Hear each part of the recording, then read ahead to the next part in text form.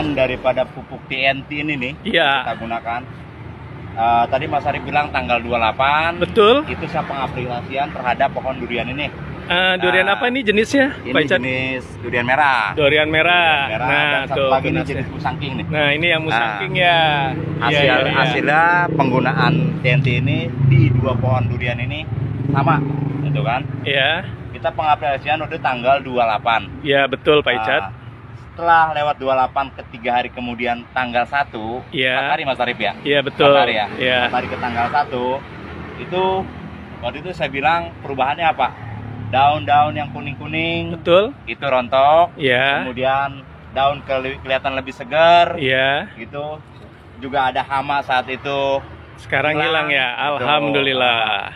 Dari perkembangan tanggal 1 yang kelihatan pohon lebih segar, di 2 minggu kemudian, Iya. kurang lebih 2 minggu Mas Arif. Betul Nah, ya. dari tanggal 1 sekarang tanggal 13. Betul. Nah, ini bisa Mas Arif lihat. Ya. Mana nih?